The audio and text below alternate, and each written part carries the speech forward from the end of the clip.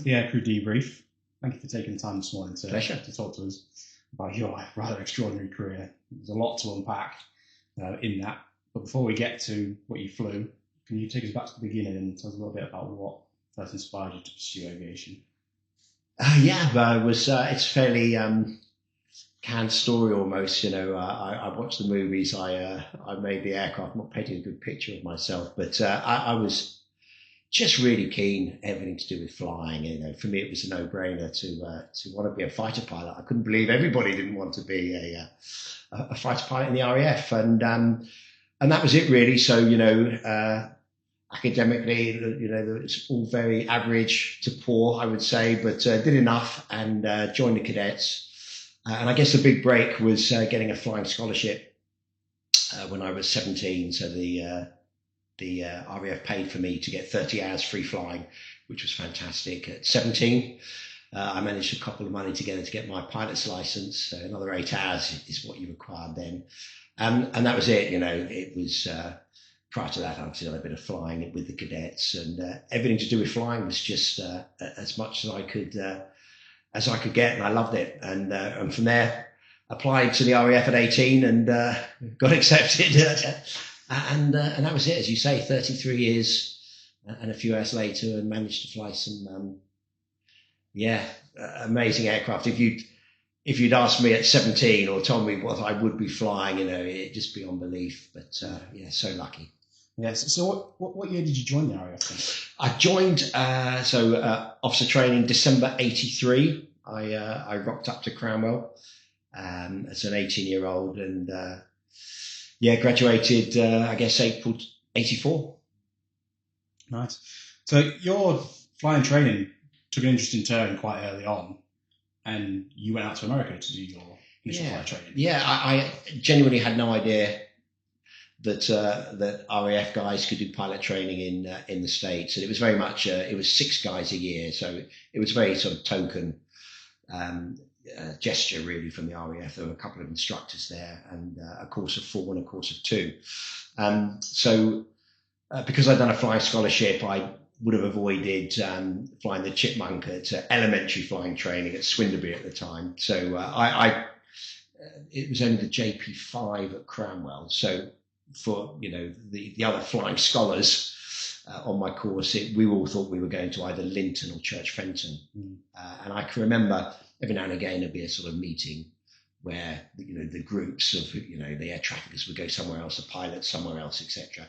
And we all went into one of the big rooms at Cranwell, and they said, look, this course has got 4 slots for NJEPT, Euro NATO Joint Jet Pilot Training in Texas, Sheppard Air Force Base, leaving in the summer.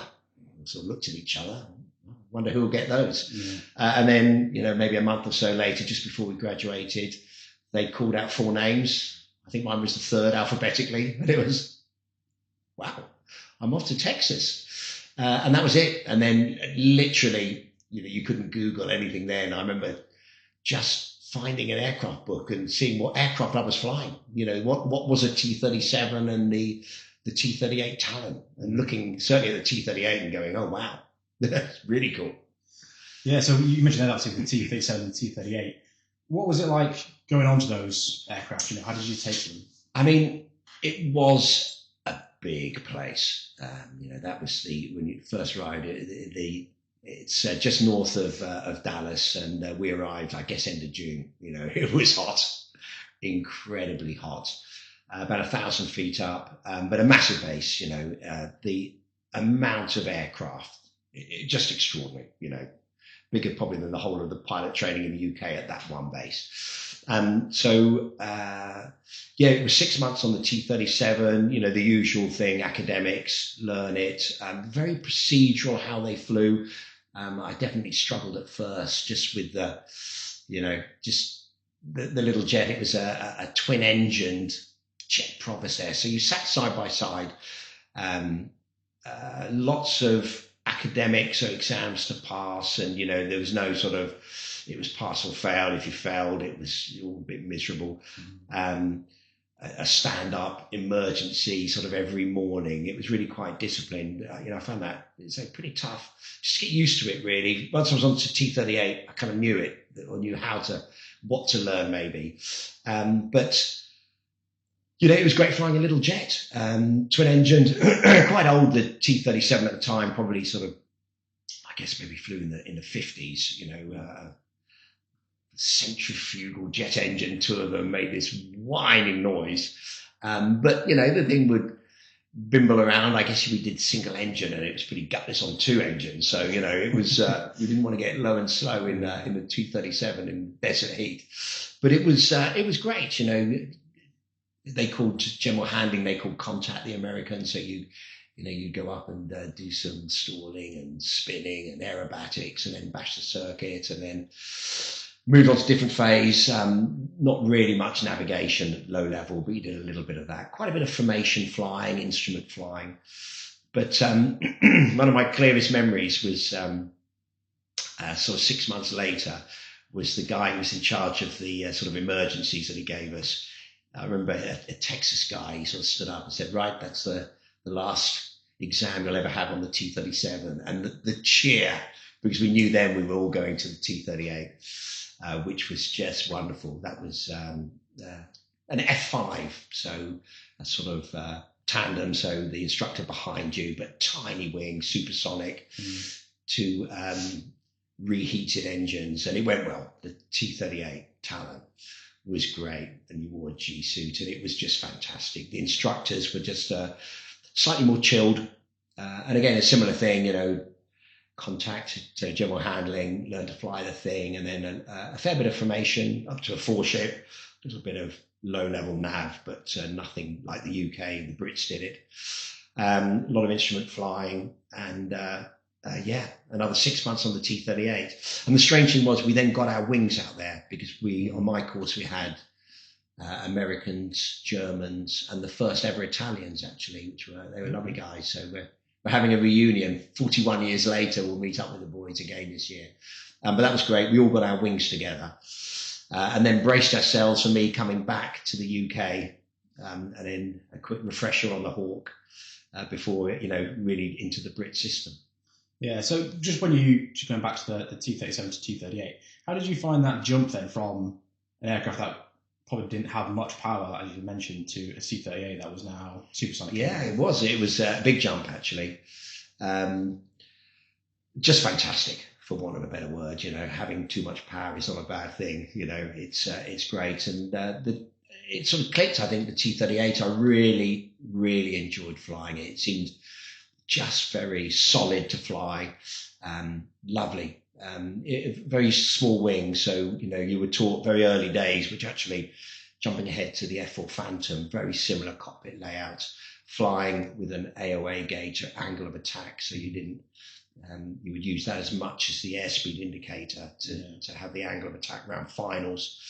Loved flying it. I vividly remember probably my first trip. It was sort of an early dawn trip. We used to fly from very early all throughout the day, and just taxiing this thing out, and it was sort of slightly sort of humidy. It was a nice temperature actually at dawn in Texas, and just putting the reheat in and feeling the thump from behind as the burners lit, and then just rolling down the runway and just smoothly airborne, and just thinking, this is fabulous. I cannot believe I'm doing this, which I felt a lot throughout my flying career, but that stuck with me. And definitely a leap forward, but great instructors. I flew with a German instructor who was an F4 pilot. Loved flying with him, and he was great. And just definitely preferred the T-38 to the T-37. Yeah, I can imagine that. Power's always nice to have. Yeah. So you mentioned then that you came back to the UK and you went on to the Hawk. How did the T-38 and the Hawk compare to each other? So you both used for training. It's an interesting one. I think because I was used to the T-38 and maybe the American equipment, etc., it was almost a bit of a shock's the wrong word, but just getting used to the helmet sounds crazy, but the oxygen mask, etc., was just different.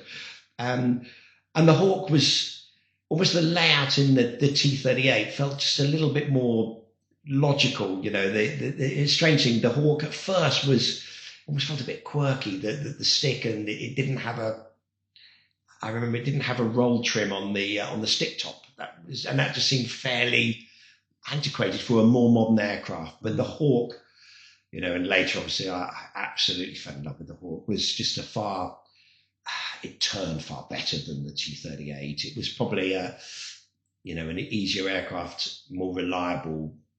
Actually, the T-38 is incredibly reliable for an old aircraft at the time. But yeah, it was just getting used to the Hawk. It was more of a G monster. You know, used to stay maybe a bit nose down, but not too high up. You know, you'd be doing regularly just sit at 6G in the Hawk, and it would love it. Whereas the T-38 felt a lot less, I seem to recall.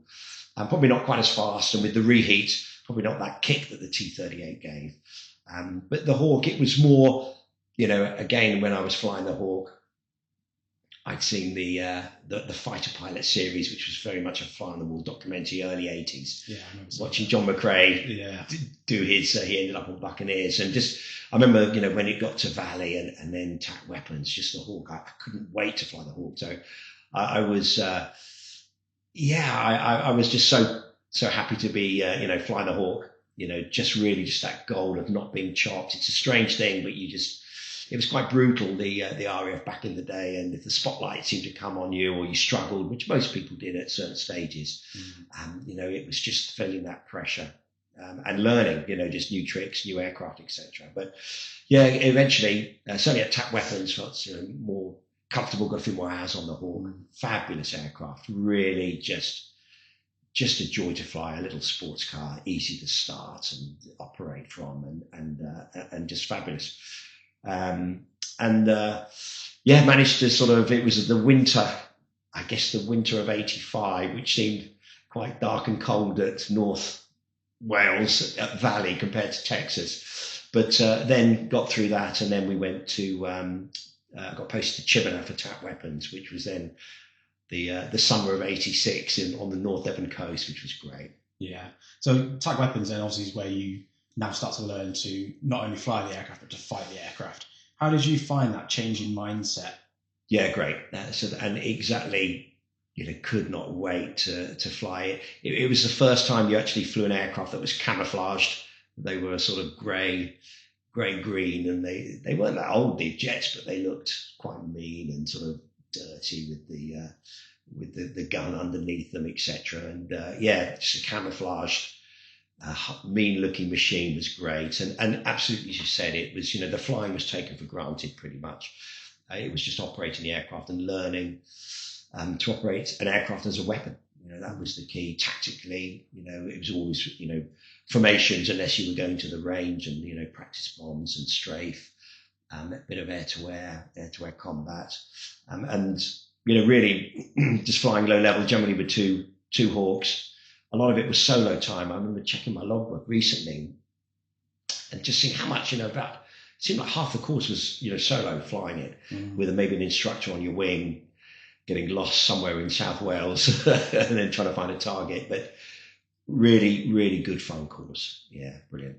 Yeah, so there you mentioned that you did some air-to-ground stuff and the air-to-air side of it. Did you enjoy a particular aspect of the course that would then influence where you might want to end up? Yeah, I think I did enjoy the air-to-ground, going to the range. Certainly, strafe is a fabulous thing. So, you know, with the cannon, shooting a strafe panel, shooting a target at the range. Pembury was the range in South Wales that you'd go to. When we did Tac Weapons, but that was great. I think, of course, to me, it was possibly more geared to going ground attack. So it was a strange Air Force at the time. In that sort of mid-80s, we had this extraordinary amount of fast jets. When I ended up on the F-16, I remember the Dutch guys asking me, why do you have so many aircraft in the RAF? You know, they were literally bemused that we had Harrier, Jaguar, Buccaneer, Phantom. There's still some Lightnings kicking around. Tornado GR1, the F3 was coming into service. You know, I probably missed some there. You know, Phantom. Yeah. It just an incredible amount of jets. So, you know, the posting from Tac Weapons was really an interesting thing as to where you were going to go. But it struck me it was more geared. You know, I don't know, but maybe 70% was towards, you know, ground attack, either at the range or finding targets and operating the aircraft in that environment at low level. That's what the Air Force was geared for at the time. The Air Force was very good at posting, and I think they sussed me out that the air defence was, they probably saw, I'm sure he's lost again. Not quite sure where he is in, low level in that Hawk, finding that target. Seemed to find it in the end, but I think probably I was more suited to the Phantom, and that's where I was posted to, and it was air defence just at the time. It had been multi-role when it first came in the F4, but at that stage it was just air defence, and I got posted Phantom and chucked to bits. Yeah, I can imagine. So when you look back at your training at Chivenor, is there any sorties or anything that stand out most vividly in your memory? I guess sort of probably, the first time you fire the gun, that is just an extraordinary thing. You're pointing at the ground. It was, and then, it was a 30mm Aiden cannon. That sort of cadence as it fired, and you hit the target. But that clearly stands out. It was very much, towards the end, it was called the SAT phase, simulated attack profiles, and there was one that was always the dreaded chop ride that you wanted to try and pass, so they sort of heap the pressure on. But, they give you a couple of hours to plan, your target. So it was quite time compressed.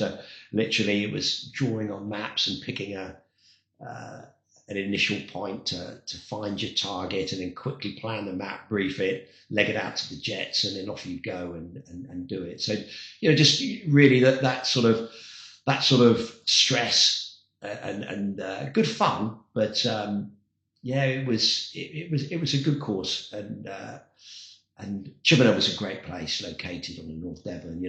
Everything was a plus there, and we flew in the summer of '86. So I enjoyed it. So you mentioned that then you were posted to the Phantom. Great aircraft, there's a great history as well. Did you have any initial thoughts of the aircraft before you got there? Whether from instructors that had flown it previously. So I remember after I got posted, I think I had a sort of hold or a wait for about sort of 6 weeks, and I was just still at Chivenor, and they were doing every now and again a Hawk would go to the Phantom OCU just to provide a target. So it was just logical for me. It was like, well, you just go on that. You can get a few front seat trips, sit in the back, see the Phantom OCU, which was nice just to pitch up and meet some of the guys. I got a little bit of an insight, and the sort of probably look around the jet, which was so big compared to the Hawk. That was the first takeaway. Wow, look at the size of this thing. And obviously watching the jet take off, it's brilliant. It couldn't wait to fly the thing. So I had a little bit of an insight into that, just waiting for it. And the guy that I was flying with, he was an XF4 guy, so he was, we just chat about the jet a lot, all the transits from Chivenor to Coningsby. I think we did it for a couple of weeks and just sort of, came back at the weekend, etc. So, pitched up, and then again a similar thing that I've done with all the aircraft. It's a ground school phase, simulator phase, and then you jump in the aircraft. Yeah. So with that ground school phase, then, or before you get to the actual aircraft, how much ground school was there? Was it a complicated aircraft to learn? Yeah, I mean, it's all done very logically, through the systems, and then a few emergencies, and then into the sim, so you learn your checks. But I would say probably a couple of weeks in the classroom, and then a good week of simulators, and then probably from pitching up should be a month. Before a month, you're in the cockpit, flying the thing. Fairly extensive. Obviously, a lot to learn. Different numbers, different checks, different cockpit, but it's on the theme. They'll have a fuel system, a hydraulic system, an electrical system. So you just get your head around that, and obviously the emergencies when things go wrong, and learning the checks. But the Phantom was vaguely complicated aircraft. It had boundary layer control. I remember the very much a naval design as well. You could crunch the thing into the ground without even flaring, checking it. I remember my first landing in the Phantom at Coningsby, and just, the instructor in the back, that's good, just keep it coming down, keep it, and then bang, hit the runway, and thinking, oh, I'm so sorry. And he's like, perfect. Wow. It seems strange, but Yeah, big old girl. But I mentioned the T-38 earlier. To me, I felt I had almost a bit of an advantage. With the Hawk, we didn't fly with angle of attack. So it's very much sort of a good wing on the aircraft. You didn't really need it. Whereas the T-38 you did. And the F4, the stick top, the throttle I seemed to think was very similar. The layout of the instruments, it was just the F4 was a big T-38 that had been to the gym. That's kind of how it felt to me. So I really enjoyed, even the very first convex and just flying the aircraft. And then fairly soon, you're doing combat in it and intercepts, etc. But it was really, really enjoyed and took to the Phantom quickly. It felt, I didn't feel I struggled on the F4. It was lovely. Yeah. So just to go back a little bit to your first flight in the Phantom, how did you feel that first day when you were walking out to it? Because like I said, it's a big aircraft, powerful aircraft. What were how did you prepare yourself for that first flight? And you brief up with an instructor whose poor mate's going to jump in the back and let you do it. But we were flying from hardened aircraft shelters, so you sort of the doors open and it's almost quite dramatic. There's this big brute just sitting there. There's a smell about an aircraft, the walk round, it is massive. You clamber up some steps to get in the thing and it's big. That would be the first takeaway. And then, as you'd start the engines, if you were at the back of it, I think you could start them with the canopy open, there'd be quite a lot of smell as this big old girl starts up. I remember on one of the early trips, I guess on my checks probably they must have refueled, but for whatever reason, the probe switch was out, and as the hydraulics clicked in, the air-to-air refueling probe just pitched up beside me, and where is that switch to put it back in? It surprised me, but memories that you have. But even taxiing it out, you felt very high up. It just felt big. A bit like the T-38, you sort of had to really look behind you to see the wings. They were a long way back, but. Yeah, it was, you'd done the sims and you did what you did with an instructor, and it was all, as you get airborne, just the feel of the aircraft, and it just felt great. Again, another pinch yourself moment. This is Parky in the front of a Phantom, climbing up, going to head out to the North Sea and learn to fly the thing. Brilliant. Yeah.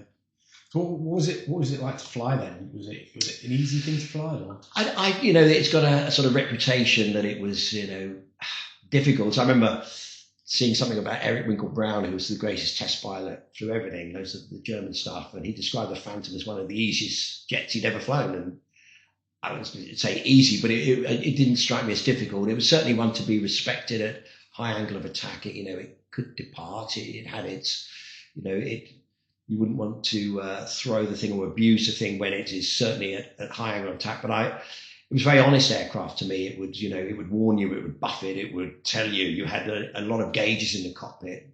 We had audio gauges, landing the FG1s. So it was a very honest machine, it felt to me.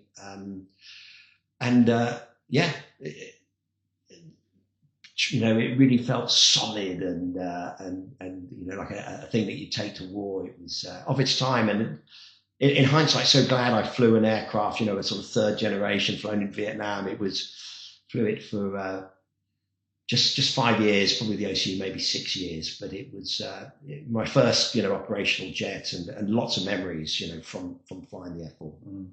So as you're at the OCU, how does the training sort of develop as you progress through the course to prepare you to go into? Yeah, different phases. So again, a similar theme. So general handling, you just go just not that many trips, but a few trips to learn to fly the aircraft. We then did a crew solo. So I'd been crewed up with a guy called Bruce Snow. We then were allowed, the two of us, with 3 hours. We had one trip, and we went out and just did a diversion somewhere, went to some airfield and flew around for an hour and a half in the Phantom. And then we did intercept, so it was really just operating the radar and then firing Sparrow Skyflash, the radar guided semi-active missile, and then the Sidewinder that it flew, learning the weapon systems, and then into air combat phase. So initially 1v1, then I think probably just 2v1 on the OCU. And that was it, really. And then the rest of it you would pick up on the squadron when you got posted there. Yeah. Okay. So throughout your flying training, either at the Phantom or prior, did you have any challenges that you had to overcome? I think everybody, pilot training has challenges, absolutely. From that first T-37, just getting some of the checks wrong, being shouted at by your instructor, to doing a pretty rubbish landing, to instrument flying, making mistakes, and just learning, and just it was one of those there was a lot to learn. So you often wouldn't have a lot of time to cement formation flying you onto the next phase, or you were from a 2-ship you're onto a 4-ship, or learning different things. So yeah, definitely, there were phases, probably initially just some of the just the circuit work, getting all your checks out in the correct order, and doing that, and doing safe, reliable circuits before you could go solo. T-38, and I think I bonded probably more. That seemed to go more smoothly for me. Some moments on the Hawk when I came back, and definitely, as I mentioned, getting lost, in Wales, and struggling with the nav at times, and then picking it up. Good trips, bad trips. But yeah, it was never just oh yeah, that was easy. We used to rattle through pilot training, from joining the RAF, graduating. It was probably in just over 2 years I was in the front of a Phantom, so it was quick, and almost unbelievable, and again, that sort of pinch moment that you're doing it. But no, there are definitely struggles, absolutely. Yeah. So again, throughout your flying training, you would have been exposed to a few different types of instructors. Did you ever have an instructor that really left an impression on you and influenced how you approached flying in general? Yeah. I had a guy, T-37, guy called, I flew initially with a B-52 American instructor. And we were so, but he was quite grumpy. But I remember flying with, they then let me fly with a Brit, an RAF guy, who was a lightning guy called Rob Thomas. And he's just a lovely, lovely bloke to fly with. And I so enjoyed flying with him. It absolutely left an impression. He was just a great guy. He really helped me. And, I remember when I got my wings, just thanking him for, all his help. I think he really, one of the American guys described Rod as my savior. Well, we all need them at some point. Yeah. Yeah. So after your flying training on the Phantom, the OCU, you went to a Treble 1 squadron. A lot of people probably know you now for your such an interest in the heritage of the RAF and Battle of Britain and all that sort of stuff. Treble 1 squadron's got such a history and a pedigree from Battle of Britain itself.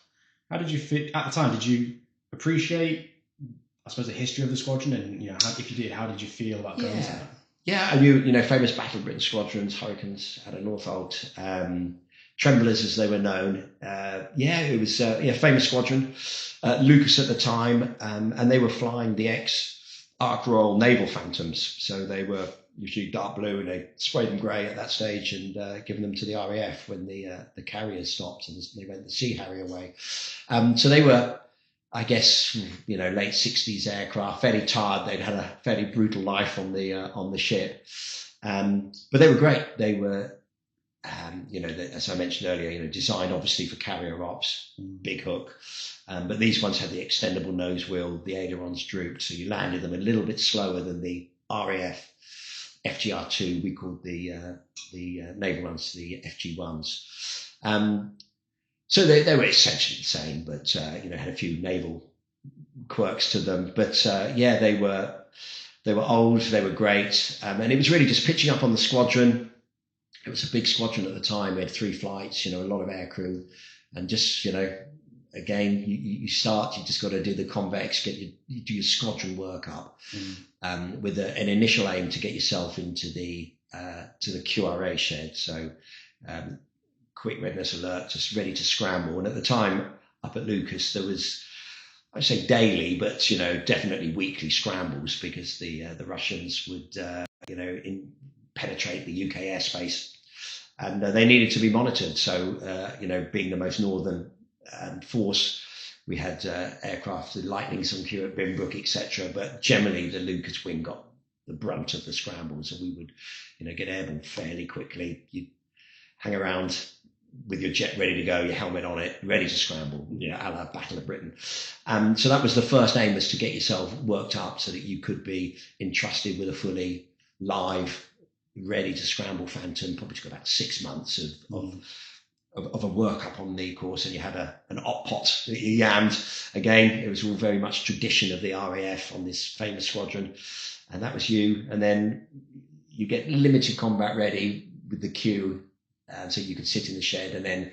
you would then become fully operational, as and when the aircraft allowed you to do your workup. But it was always quite a priority to get the new boys so that they didn't spend too long, in training, so that you could then just be doing operational flying. Yeah, so you mentioned there that they tried to get you onto queue as soon as possible. Do you remember the first time you sat queue, or the first time you were scrambled? Yeah, I guess, memories merge, but that's, you're just there. There was 2 jets, so 2 pilots, 2 navs. You spend your day, and you take your immersion suit off at night, but it would literally be beside you, so you're ready to jump in to the immersion suit. You do a big walk around of the jet, check all the missiles, put power on it, check everything was working, put your kit on it, get it ready to scramble. Morning brief, there would be some secure comms, so you would generally get a situation report, a sit rep, did they expect a quiet day or a busy day? If anything was happening, sometimes, generally on Northern Queue, you had a bit of warning. So maybe the Norwegians would intercept the aircraft first, or they would know what was happening. So it was rare that it was literally just the hooter going off and you'd scramble. That had happened, it could happen if they went low level and just popped up. But yeah, it was, this was it. This is what you sort of trained for. Certainly remember my first intercept, because it was just before Christmas in 88, and there were 2 bears, and it was one of those, some guys seemed to get all the scrambles, and some guys, the mate I joined Treble 1 with, he never intercepted a bear, and he did 3 years with me, but we just constantly took the mickey out of him, But I remember, just hooch going off, there's 2 bears coming down, and then we had a telescopic sighting system, whereas I could, when you got tally on an aircraft a long way away and the bears were big, then you could see them probably sort of 15 miles away or something.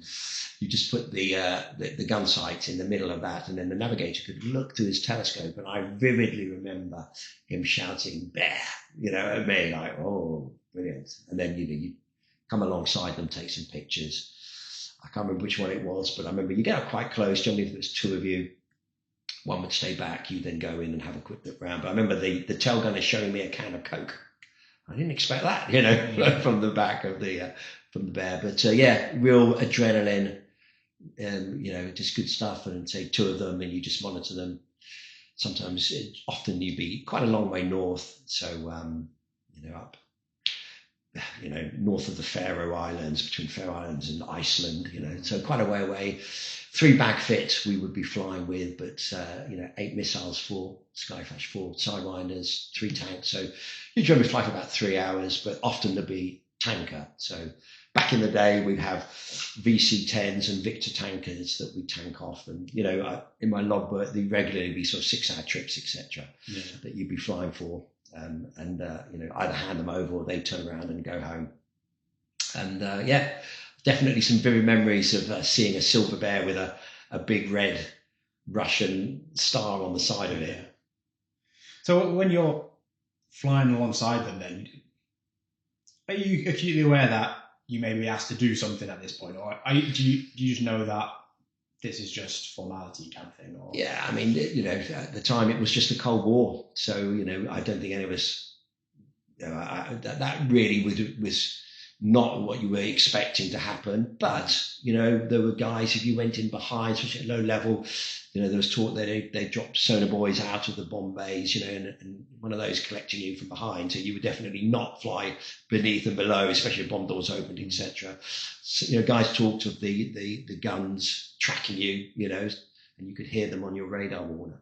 So, you know, it was definitely adrenaline and monitoring them, but it was strange. It was a sort of standoff situation, I guess, at the time. You know, they look at us, we look at them, and intercepted them in, you know, Russian aircraft in tornadoes and a typhoon as well. You know, it's just they're probably as interested as well to see what aircraft had pitched up alongside. Yeah. You know, sometimes, you know, there was F-15s from Iceland that you'd see. It was F-16s from Norway, etc. It was those are the memories that I have. Yeah. I mentioned earlier, but there was when we were chatting earlier, but I vividly remember the last Lightning was going to get scrambled because it was going out. So the Bears, we knew they were there, and they said, you know, Q, we're going to try and get the Lightning to intercept. And it was a pretty murky old day, a cloud up to about sort of 30,000 feet.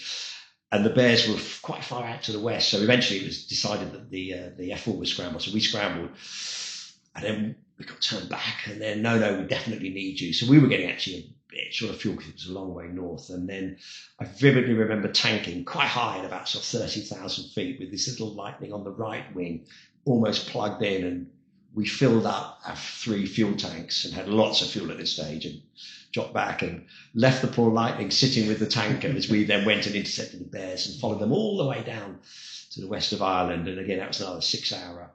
And then the Lightning actually, he landed back into Leuchars, so we sort of chatted to, I remember chatting to Bratty afterwards, first time I met him. And a clear memory just of, in the sort of the white milky cloud, as the fuel flows, it's a lovely feeling as you're just filling up with petrol. Yeah. And just seeing this little Lightning, this poor mate, he must have spent about 3 hours almost plugged into a Victor on the wing in cloud. Yeah. Yeah. So just on the side of, when you were speaking to him afterwards, did you ever have any thoughts of, I wish I'd had a go at the Lightning? Yeah, it was strange. When I did, this is harping back now to Tac Weapons, there were no Lightning. I remember speaking to Grinner, and he was, at that time, had the last Lightning slot, and he was maybe a few courses ahead of me. He was just waiting for the Lightning slot. And I might have had a sniff at the Lightning. I don't know. I think probably would have. It was a tough course, but essentially after I was on the Phantom OCU, 4 slots appeared for the Lightning, and all those guys didn't make it. They all got chopped. They all struggled. Yeah, one of the guys came to the F4. I remember talking to him about it. But yeah, hell of a machine. But again, I think the F4 was just a nice match. I would have, you know, a lot of the Lightning guys then went from Lightning to the Tornado F3, and in some ways that was a bit of a brutal one because, you know, the performance of the Lightning was startling, and in some terms, you know, almost a downstep going to the Tornado, whereas F4 to F3 was probably a more logical step and not quite that bit of a shock. So yeah, as it worked out for me, you know, no regrets. No, F4, so glad I flew it. Yeah, absolutely. So obviously the F4 2-man crew, what was it like having a nav in the back? I really enjoyed it. Yeah, sort of from that OCU, it was definitely, you know, the crew co-op was the thing. And, you know, just of its age, the aircraft, you know, operating the radar, it was quite a mandrolic for the nav to really, you know, was working hard, certainly in, you know, some of the more tactical big mission stuff, and, you know, a good crew, good fun. And, you know, in the Falklands, you know, you had a mate that you went with, you know, that's it. When you went on detachments, it was great, and thoroughly enjoyed flying with the navs. You know, a lot of my mates, best mates, you know, navs from F4, F3s.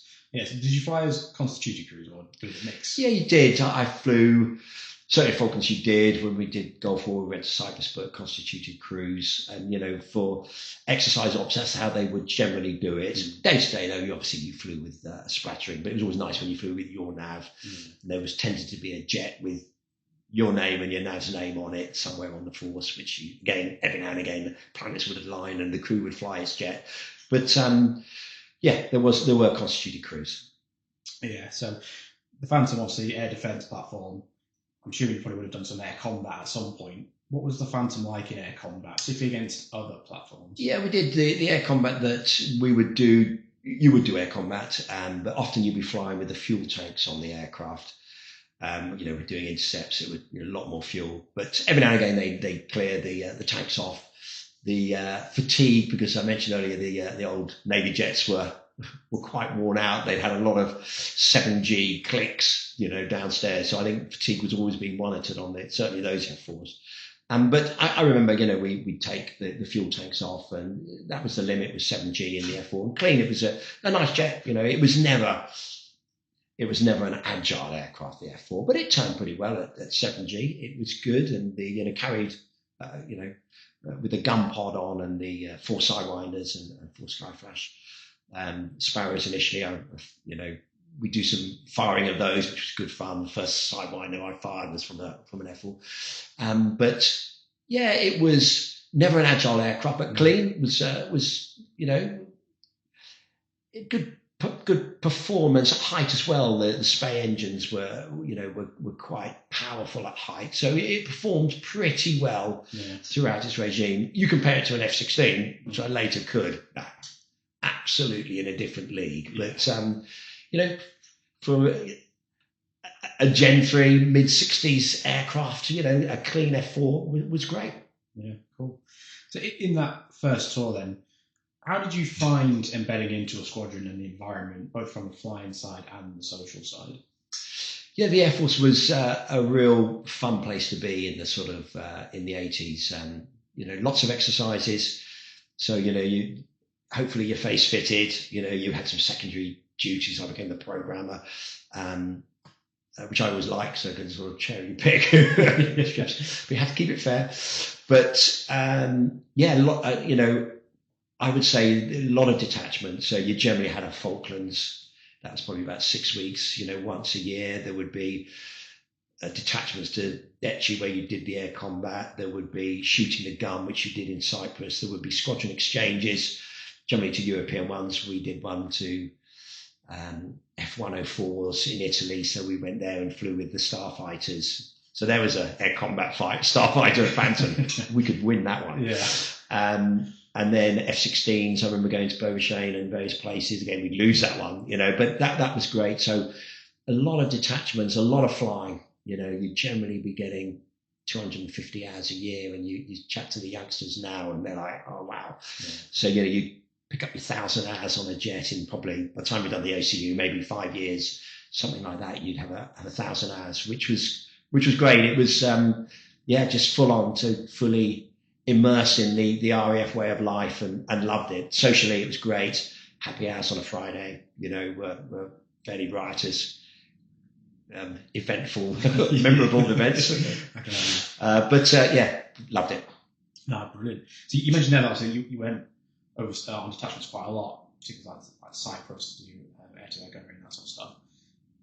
How did you find that skill to master? Was that something that was hard, or did it come quite naturally? Yeah, I found it, to me, it's so dependent almost on the gun sights. You need to get your line, but the gun sights got better. So from the Phantom, 15% was the qual that you had to get. And I remember my first year I got 29%. I was like, wow, that's really good. And then if you got 29% on the F-16, you were the worst on the squadron. You would be 80%, probably higher. It was a death dot with the gun sight and how you would use it. The F4, it was a skill set that you did. It was a Gatling gun that you basically strapped on the same gun that the F-16 had. We can chat about that maybe later. A 20mm Gatling gun, but it was extraordinary. It fired 6,000 rounds a minute. So when it wound up, that's 100 bullets a second, which is extraordinary how anything can fire 100 rounds in a second. Yeah. And you could really feel it, even though it was bolted onto the center of the Phantom. You do a burst and you could really feel and hear the thing, and you could smell the cordite in the F4. So much noisier in the F-16 because it's just behind you. Unbelievable.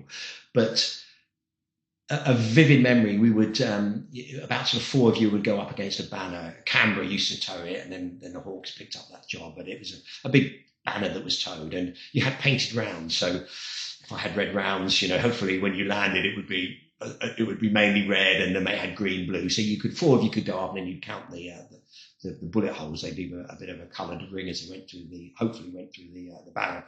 And I remember when you fired, certainly with red, you could really see the rounds. It was like trying to trace them at night, but you could really see, and it was a vivid memory. It was like a red laser beam. That's how I would describe it. A continuous red line, and you could see it with the sort of the gravity drop. I think that was fairly near the banner, as you sort of pulled away, you could feel it. But yeah, it was very short trips. They were probably 20-minute flights. You literally go and do maybe 4 or 5 passes. And we did do a turkey shoot when we had lots of rounds where they'd fill it up. So I think we had 1,100 odd rounds just to zap in about 5 passes. So you were, doing some good bursts of, a couple of 100 rounds. Yeah. And it was good, really good. Yeah, I can imagine it's a lot of fun. Yeah, not sure I hit that much, but it was good. So after Trouble 1 Squadron, you went then out to 92 Squadron in Germany. Was Germany somewhere that you wanted to go? Yeah, there was a good reputation with Germany. It was a fun base at Wildenrath, so on the Dutch border, on the western edge of Germany. But battle flight, back in the day, you had to get airborne in 5 minutes, which from sitting like we are now to being airborne at night in 5 minutes is fairly quick going. So it was slightly, that had that sort of kudos about it. But the main thing was you basically would fly low level around Germany in the F4, in the sort of the summer haze. It was never brilliant viz on the sort of North German plain is often where we went, but it was busy. The airspace was busy. So there were certain areas where we'd go to, and you would, often be a 4-ship, but the norm would just be a pair. 2 of you would go, and you'd often practice just silence, and you'd never use the radios, and you would just ping off fights to the F-16s. There would be some Harriers. There would be maybe some Tornadoes from the UK, some Starfighters. I remember seeing some A7 Corsairs in the merge. Like, where did they come from? Like maybe on exchange but it was that feeling that you could just, briefs would be vaguely quick because we didn't know who you were up against. It would just be, we'll go there, we'll fly, probably stay on CAP, so Combat Air Patrol. We'll set up somewhere and just use the radars and see what we see. Hopefully it won't be the F-15s. Hopefully it'll be, something, some ground attack aircraft. But really good fights, with the 2. And that was, so there was that, because it was just quite busy in that sort of Central Europe bit. There was that feel that it was good. 2 ATAF, you were part of the 2nd Allied Tactical Air Force. Slightly different rules and regulations to learn as to how you'd go to war, etc. It really good squadron. 92 Squadron, again, another very famous Battle of Britain squadron. They were big and hill and got lots of the highest number of kills in the battle. Some great stories that I subsequently learned because I met Jeff Wellham, who was on 92. So very proud that flew with that squadron. Some great mates, and some, again, in Germany, it was fairly cheap booze. It was some good parties, it was great times. Yeah, I was going to ask you then, was the environment in Germany different to what it was like at Leuchars, given, it's so close to the East versus West? I got intercepted more Russians at Leuchars than I did in Germany. It was not that dissimilar. It was just the nuances were you had to get airborne a bit quicker. It was all pretty much, every now and again you go up to height and do the odd intercept, but it was a low level environment, whereas back in the UK, it was more all heights, whereas we tended to just fly around at low level in Germany, which was, good fun as well. Bizarrely, you end up doing all the low level nav in the front, because the navigator's operating the radar. So you would actually just nav around for an hour and a bit, and hopefully not monster Hobston airfields, and all of those bits. I'm sure at one stage we got very close to Luxembourg going, well, I know where I am now. It was, quite demanding, especially when the viz was poor. But, some clear memories of just, to the merge and a visual fight, good fun. Yeah, obviously you mentioned that it's quite busy at Germany. And you go to the merge quite a lot. What was the most challenging aircraft that you did come up against at the time? I guess you definitely came up against F-16 would have been the if you went to the merge, you would probably be blowing through, running away bravely, because if you turned and tried to fight with those guys, absolutely no way. Yeah. And seeing it from the other side when I was flying the F-16 against Tornado F3, it was, they weren't built for agility. That was the simple truth of it. The F-16 was designed for that. So yeah, I would say the 16 would always be the one that you just would never turn with. Yeah. Whereas again, when we hop back to that F-104, now there's a good fight. Yeah. They'd then blow through. Yeah, absolutely. So while you were out there, the Gulf War kicked off. The Phantom didn't go over to the Middle East, but you still were involved. Yeah. So at the time, it was going to happen. We were possibly going to provide. There was talk of putting the Phantoms to the north on the sort of the Turkish side and doing some stuff there. We went to Cyprus ready for that, but then the decision, I think politically, they wanted the Tornado F3 was coming in and that was being bought in the desert, Saudi certainly. So it was probably good for that jet. It needed to have chuck and flares bolted onto it pretty quick to make it a war go, etc. So the F3 went, into the Gulf. We basically stayed, provided QRA duties. So I did one intercept, which was against a U-2, which I vividly remember in a 2-tank F4 with some missiles on. We got to, I think, about high 40s, and I could see this U-2 up at 80,000 feet, a long way up. So we ID'd it and told them what it was. But that was pretty much the only op sortie I did at that stage there. Yeah. So if the F4 had gone into theatre, how do you think it would have gone? Yeah, I think we were a semi-active missile at the time, so it was the game changer. I think air defence was when the AMRAAM came in. Yeah. Obviously, the Phantom never got that. We can talk about the Tornado F3 later, but from Skyflash, so a semi-active missile essentially means you've got to paint your radar and it's going to home off the reflected energy. So you have to keep looking with your radar at that target until impact. And equally, you go single target tracks, you lock onto it, so you don't know where the other aircraft will be around. With the AMRAAM, it's completely it's active, so you can essentially say where it's going to go, launch the thing, and then you can turn around.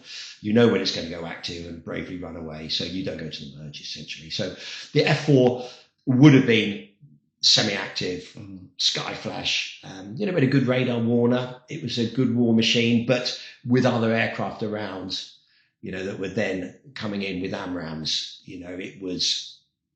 they were clearly a leap ahead with the Americans at that stage with that missile. We knew that we were going to get that, but the F4 never did. It went out of service very quickly. For myself, it was almost overnight. There was talk of, I was chaffing off doing the weapons instructor course, qualified weapons. QI was a tick that you got, and that was the sort of key almost to trying to get a squadron exchange. A mate of mine was the weapons instructor on 92, and when it folded, he got the F-18 exchange in Australia, which was a great exchange to get. And I was hankering after an exchange, but was shooting myself in the foot because I didn't want to do it seemed like too much hard work, the weapons instructor course.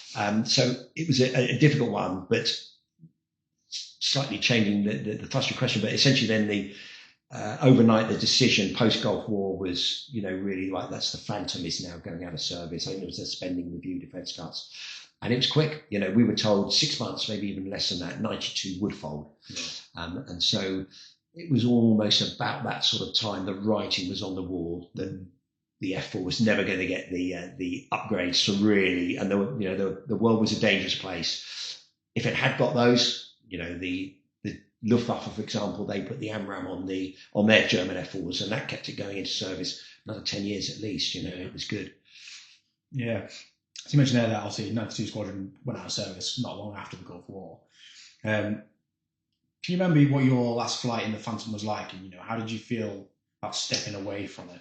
Yeah, I do vividly remember. We did it was a great trip because it was not only my last flight in a Phantom, but it was the end of 92 Squadron as a fighter, frontline fighter squadron. So it soldiered on a little bit.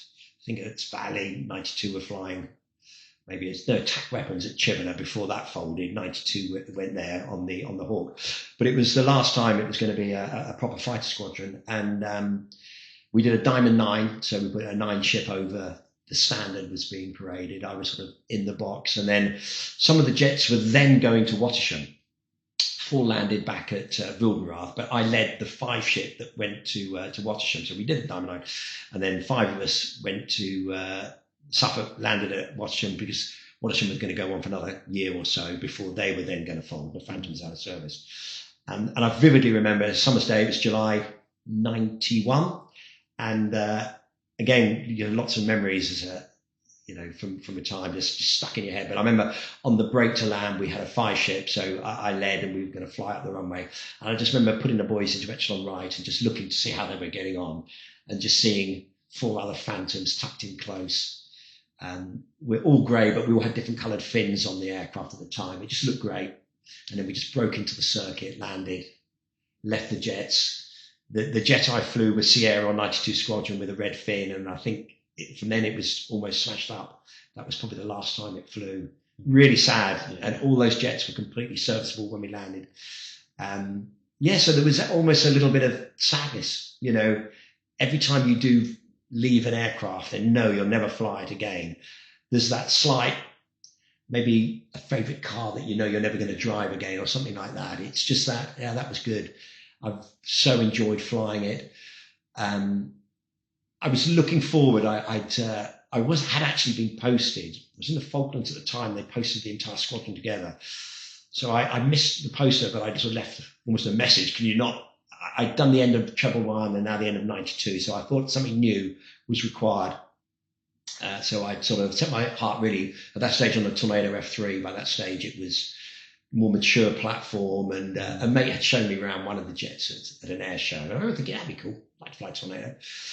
And when I came back, I'd been posted to Wattisham, but I sort of managed to chat to the boss and say, it's another wind down for me. And he got me a short course, very early course on the 7 short course on the Tornado F3. So for me, it was literally a weekend off. I knew from that, jumping out of that Phantom, I would be starting ground school in 2 weeks. Yeah. So it was, and I was looking forward to that. So that was always dull the pain, if you like. I was, literally, you pat the old girl, say goodbye. We then had one hell of a party because we always thought the other squadron in Germany was 19. So we always thought there was going to be the party of all parties at the end of 91. When it was now 1992, we could have bonded together, had a monstrous party, but that never happened. The RAF sought to spoil that party because 92 folded in the middle of 91. But that was it. Went back, packed our gear, left Germany, and then it pitched up again at Coningsby for my second conversion at Coningsby. Yeah, so how many hours did you end up on Phantom? Just over 1,100, about, 1,122 or so, geeky now, something like that on the F4. But got the 1,000-hour badge, which was cool. Amazing.